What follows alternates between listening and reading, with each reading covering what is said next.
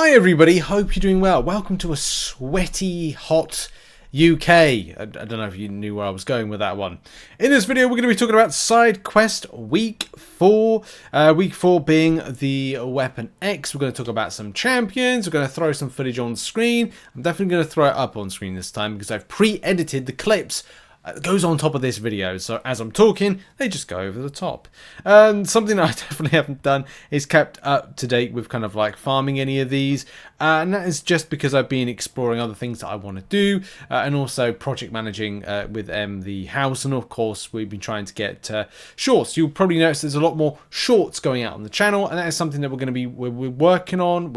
Make sure to do that. There's so many other things in the works planned in order to improve guides and everything else, and I'm going to regularly talk about that because it is something important and dear to my heart and Ems and the communities to do as much as possible to still keep covering things in MCOC, whether it's guides, news, information, and such like. But in this video, we're going to be talking about Side Quest Week 4, some options, champions that I used and had a good time with, routes, paths, and little kind of things to, you know, help you out along the way.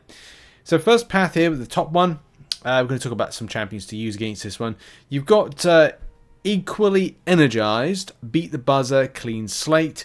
So you will find yourself either wanting to power control the champions on here because the power gain could be quite aggressive. And if that's annoying for you, look to power control champions. You've got the SP1 of Guillotine 2099. You've got Dr. Doom. You've got a whole plethora of champions, Nimrods, you name it, Vision, anything you've got power control champion could be quite helpful, but that's not really the main overarching thing that's bad. Well, not bad, kind of like things that you should look out for. Beat the Buzzer. When the attacker fills a bar of power, 8-second timer started if the attacker does not use a special attack before the timer expires. They are dealt a burst of direct damage equal to 50% of their max health. Whether or not you want a quick access SP1 throwing, Dr. Doom, Hyperion, who gets that power gain buff, and many other champions that gain power gain buffs as well. Clean Slate, when the defender finishes a special attack, they gain a debuff immunity passive. 4 seconds, the duration of this debuff immunity is reduced by 2 seconds for each debuff that was active on the effect that was applied. That's not really anything to worry about exponentially, but I would say a white Magneto on your team may serve as a option because the parry turns into a passive, and that is something we're going to find that's helpful on another path. But on this path there wasn't really anything to worry about, and to be honest I just brought along champions that I just like to enjoy with this. I think I used Nimrod against Storm, I used Hulk against Ghost Rider, and I used Dr. Doom against Valkyrie. I didn't find the power gain or power too extensive and too scary, but it was definitely something that I was wary of, and Dr. Doom did help out one time when it got a little bit hairy and a little bit scary on some stuff. But we've got to move on now to the center path. The center path features Doc Ock, Loki, She-Hulk, and I said Red Hulk then, She-Hulk for this. Now, apart from some wonky AI with the She-Hulk, or not wonky AI, sorry, dropped inputs on the bullseye fight, it wasn't too bad, and I could get my rotation in quite nicely.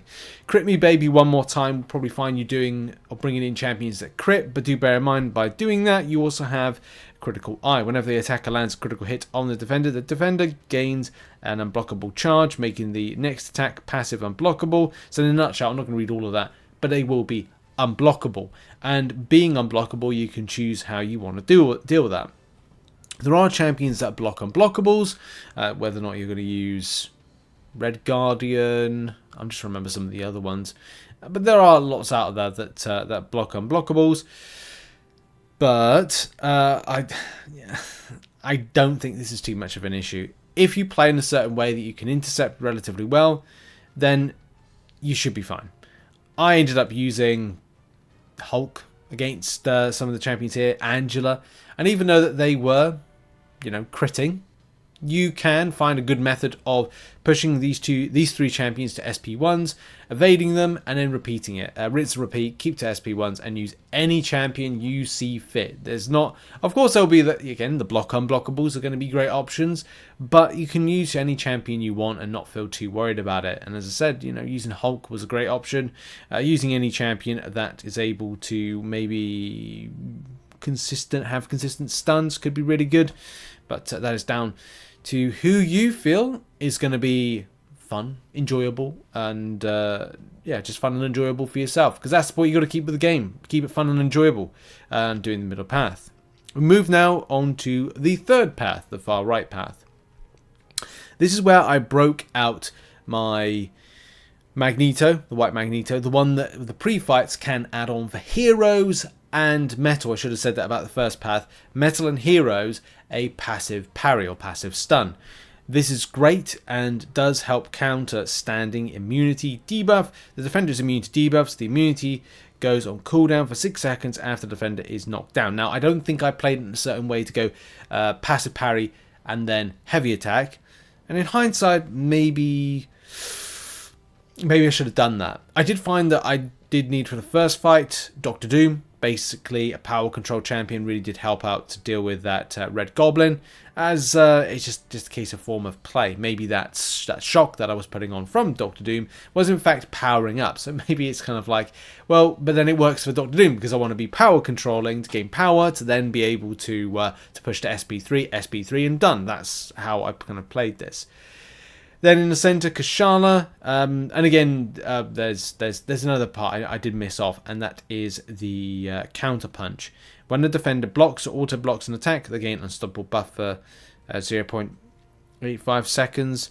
That was something you really got to watch out for. And the problem with this is the AI did not help me out and was very frustrating at times. I think more so with the Kashala fight than it was with the Rogue fight. And with Rogue, I just used Guillotine 2099. That was actually great for that fight, utilizing Dr. Doom for the Red Goblin fight. And I think Kashala I ended up using just Hulk. Like, I didn't find any kind of great issue. And even though the funny thing about it is, yeah, pushing to an SP2, you're going to put a lot of physical vulnerability debuffs on with Hulk. So it's like, yeah, that's not really the right idea, Rich. But as I always say, if it's stupid but it works, it's not considered to be stupid. And that was fine and dandy. Right, and then we move on to the piece de resistance, the final big boss, and that is Wolverine. I think there's a ton of options here. A lot of people are using Lady Deathstrike and finding it a great option for it. But I would also say there's a good shout for a Mega Sentinel in this one. You can use Nimrod, but I found that it wasn't great for me. But it could be great for you. That's something, you can't really go, well, Rich, well, it could work for me. It's like, yeah, if it works for you, it works for you. Choose who you feel is going to be best for it. I also used Guillotine 2099 and found that worked relatively well. And just found like a light little intercept method was kind of working fine. As long as you watch out for the SP1 and the champion going passively blockable and passively unstoppable, you should be fine. And that was alright for me because I just keep my distance when the champion gets unstoppable. And also with Toxicant being in a nutshell a charge up for regeneration for a Mega Sentinel, it's kind of a no-brainer. Other champions that are robots that don't have the ability to poison will be effective champions like Guillotine 2099, Nimrod, etc. You do have to watch out for the stun, immunity to stun. This will put you on the front foot for intercepts, and that would probably be the best thing to do, which you'll see in some of the footage that I've been doing. Is the front foot for just intercept wherever I can, and keeping the champion to an SP1. The AI did stiff me on a few occasions. No, one occasion I tried to use Hulkbuster for an example because I was going to plan to use it, and the AI was just awful. But it's been okay. It's not been brilliant, but it's been okay. Yeah. There's also clean in contact. Whenever the defender blocks an attack, the defender purifies 1 debuff on the attacker.